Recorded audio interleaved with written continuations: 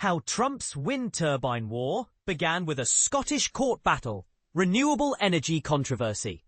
Imagine a world leader declaring war on wind turbines, not because of policy debates, but due to a personal grudge stemming from a Scottish court battle. This is the bizarre yet impactful story of Donald Trump's deep-seated animosity towards renewable energy.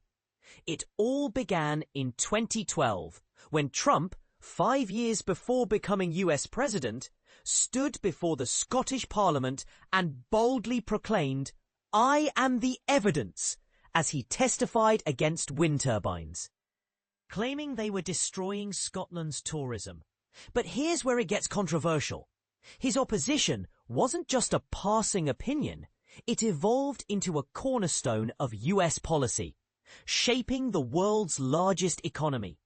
At the heart of this feud, 11 wind turbines planned and later built near his Aberdeenshire golf course, which he famously dubbed some of the ugliest you've ever seen. Trump's battle started in 2006 when he purchased the Many Estate, 8 miles north of Aberdeen, with grand visions of creating the world's greatest golf course. However, his dreams were quickly overshadowed by plans for an offshore wind farm in Aberdeen Bay. Trump, insisting on calling them windmills, a term that evokes outdated technology, argued they would ruin the view. The Aberdeen Bay Wind Farm, completed in 2018, houses the world's most powerful turbines, powering up to 80,000 homes and serving as a testing ground for cutting-edge technology. Despite Trump's legal fights in Scottish and UK courts, the project went ahead, leaving him bitter and vocal in his disdain for wind energy. And this is the part most people miss. Trump's recent calls to get rid of the windmills and bring back the oil aren't just nostalgic rants. They reflect a broader push against renewables, exemplified by his One Big Beautiful Bill, which strips incentives for green energy projects. Meanwhile, Scotland's renewable sector is booming. Initiatives like ScotWind aim to build 20 new offshore wind farms, attracting £30 billion in investment over the next decade. These projects are expected to generate 40 gigawatts of power by 2040.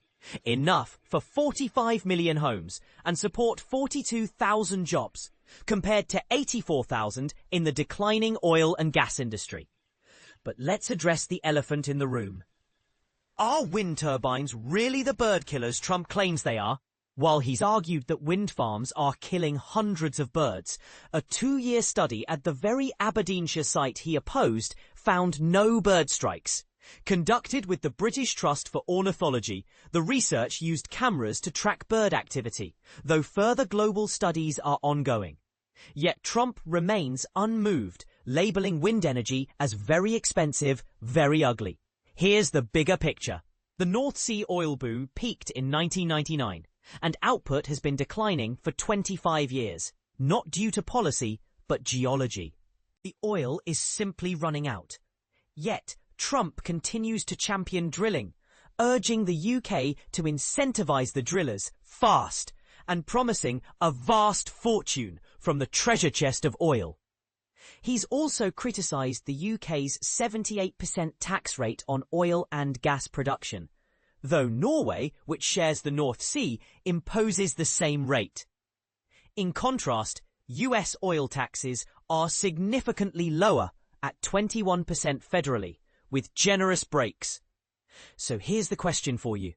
Is Trump's stance on wind energy a misguided personal vendetta, or does it highlight legitimate concerns about renewables? Let us know your thoughts in the comments. This debate is far from over. Trump's bizarre press conference, windmills, whales, and Gaza aid drama. Donald Trump expresses frustration over windmills and whales, claims unacknowledged aid to Gaza. A spirited outburst. Can I inquire why you seem to be in a sour mood? Did your golf game not go well this morning? A reporter posed to the president during a press conference in Scotland, which was intended to centre around a trade agreement with the European Union. Donald Trump transformed the event into a lengthy tirade filled with his personal grievances regarding windmills, the Jeffrey Epstein case, Democrats, and the situation in Gaza. Standing next to EU President Ursula von der Leyen, Trump remarked that there is a good chance for the US and EU to finalize a trade deal.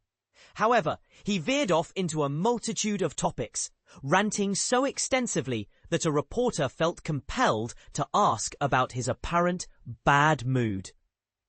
"Can I ask why you're in a bad mood? Was it a bad morning of golf?" the reporter inquired. "No," Trump replied. "The golf was beautiful." While enjoying a round of golf at his Turnberry course, Trump noticed the windmills he has long despised, having previously fought against their installation near his Scottish golf course. This sight likely triggered his lengthy diatribe against windmills today. "Today, I'm playing what I believe to be the best golf course in the world, Turnberry," he stated. "Even though I own it, it's probably the best course in the world. And I look over the horizon and see 9 windmills at the end of the 18th hole. I think, isn't that a shame?" Trump also reiterated a debunked claim that windmills are responsible for causing whales to become disoriented and die. In a certain area of Massachusetts, over the past 2 decades, there were only 1 or 2 whales that washed ashore. Recently, however, there have been 18. It's driving them crazy. Windmills will not be allowed in the United States. He added, "To Europe, I say we will not permit a windmill to be constructed in the United States. They are detrimental to us." In April 2023, the US Department of Energy refuted this misinformation, stating, "Currently, there is no evidence to support the speculation that noise from wind development-related site characterization surveys could lead to whale mortality. Nor are there specific links between recent large whale deaths and ongoing surveys." Editor's picks. Trump, who began his political journey with the unfounded conspiracy theory that former President Barack Obama was not born in the US, also accused Democrats of spreading conspiracy theories and nonsense. "A year ago, our nation was in dire straits due to an incompetent president and inept Democrats," he declared. "All they do is talk and dwell on conspiracy theories and nonsense. If they spent their time discussing how to make America great again, it would be much nicer and easier, and very successful." Initially, Trump attempted to sidestep questions regarding Gaza. When asked, "What do the images of starving children in Gaza evoke for you?" he responded, "It's terrible. People are stealing food. I think Iran is causing issues. Venezuela is acting up in a different manner. They keep sending people to our border that we turn away." When pressed again about food aid for Gaza, and whether Israel should permit more food to cross the border, Trump lamented that the US had not received any gratitude for its assistance. "You really want at least someone to say thank you," Trump stated. "We provided $60 million 2 weeks ago for food to Gaza. No one acknowledged it. Nobody talks about it. It makes you feel a bit bad when you do that. Nobody else contributed but us. And no one said, 'Gee, thank you very much.' It would be nice to at least hear a thank you." Related content.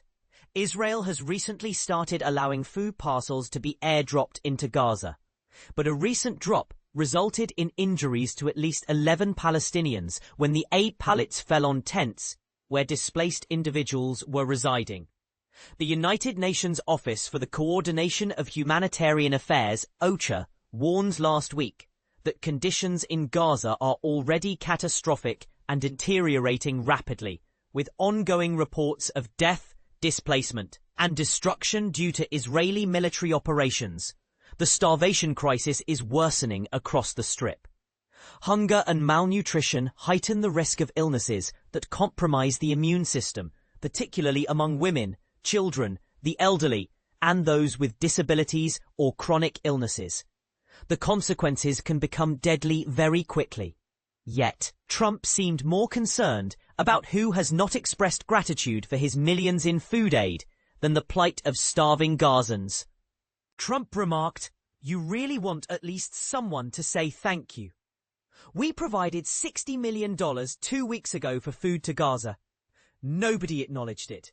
Nobody talks about it. It makes you feel a little bad when you do that, and nobody said thank you very much. Trump asserted that the US sent $60 million in food aid a couple of weeks ago, although the specifics remain unclear. According to The Guardian, the US allocated a $30 million grant to the controversial US and Israel-backed Gaza Humanitarian Foundation, GHF, which has been linked to food distribution sites where the Israeli military has shot and killed numerous individuals seeking aid. It was pushed through despite the technical and ethical objections of career staff. A source informed the publication. Sources indicated to The Guardian that GHF may be receiving $30 million monthly from the US to support its operations in Gaza. When questioned about tariffs, the subject he was in Europe to discuss, he stated he would not compromise on the proposed 15% rate. Trending stories. Can you offer a better rate than a 15% tariff for the EU? A reporter asked. Better meaning lower? No, the president replied. Trump's aesthetic vision. When politics meets classic architecture. Beauty in politics? Now that's a conversation most leaders avoid. Yet Donald Trump has never shied away from it.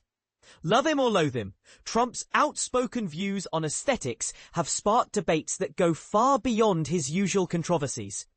But here's where it gets controversial.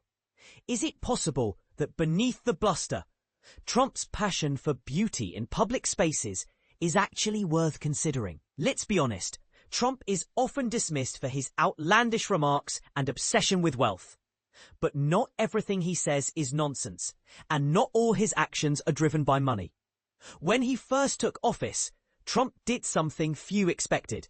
He launched a campaign against what he saw as the unattractive state of American federal architecture.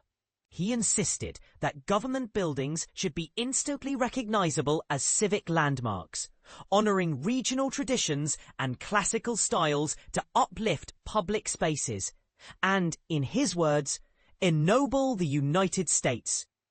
Every new design had to pass through Washington for his personal approval. Some might call this micromanagement, or even a psychological fixation. But there's a long history here. American classicism, inspired by French Republican ideals, dominated the 19th century. Even the White House itself was modelled after a grand mansion in Dublin. And just this week, it was announced that the White House will finally get a lavish new ballroom, designed in a classical style, not a modern one. Trump's push to revive both regional and European influences in the face of America's relentless modernism is, for many, a refreshing change. And this is the part most people miss. Trump's aesthetic concerns aren't limited to buildings. He's also fiercely protective of landscapes. After a recent visit to Scotland, he left fuming about the wind turbines that now dot the horizon near his beloved Turnberry and Aberdeen golf courses. 8 massive turbines loom over Turnberry, marring the view of the iconic lighthouse and the island of Ailsa Craig. Trump has called these turbines ugly as hell, monstrosities, and even claimed they threaten Scotland's tourism industry. Now it's true that Trump's claims about wind power harming birds or driving whales mad are mostly unfounded. But here's a fact that's hard to ignore. Around 4,000 giant turbines now dominate Scotland's coastal waters, and there's little evidence that local politicians care about their visual impact. The main concern seems to be how close turbines are to the power grid. Profit, in other words. While the wild beauty of Scotland's islands is quietly sacrificed. Is Trump wrong to criticize renewable energy? Perhaps. But is he wrong to demand that we think carefully about where we place these massive structures? Absolutely not. He argues that wind farms are destroying the beauty of our scenery, our valleys, our beautiful plains. And from what I've seen in California, he's not exaggerating. Turbines are often installed with little regard for the landscape. I can't recall a single British minister in recent years who's dared to mention scenic beauty as a policy concern, whether in energy, planning or transportation. A generation ago, people would have complained about ugly petrol stations popping up in the countryside. Today, almost no one, except Trump, dares to speak out against wind turbines. Once pushed offshore by the Cameron government, turbines are now returning to land, lured by generous subsidies from Energy Secretary Ed Miliband. Is this progress, or just another example of ignoring the value of our natural surroundings? Trump's most ambitious move came this spring, when he announced plans to take over the future of New York's infamous Penn Station from the city's transport authority. The original neoclassical station, demolished in 1963, was once considered America's finest. Trump's appointee, Justin Shubo, had already proposed restoring the station's grandeur. And now Amtrak has been tasked with reviving the project at a cost of $7.5 billion. If successful, Penn Station could once again rival the majestic Grand Central Terminal. Of course, there are limits to what any president can achieve in 4 years. Much of Trump's leadership style is theatrical, reminiscent of Teddy Roosevelt, who also pushed the boundaries of presidential power and cared deeply about America's natural heritage. But in today's political climate, showing an appreciation for art, conservation, or natural beauty is often seen as a weakness. Mention these topics to a leader like Keir Starmer and you risk being dismissed as out of touch. Where Trump's focus on aesthetics will ultimately lead is anyone's guess.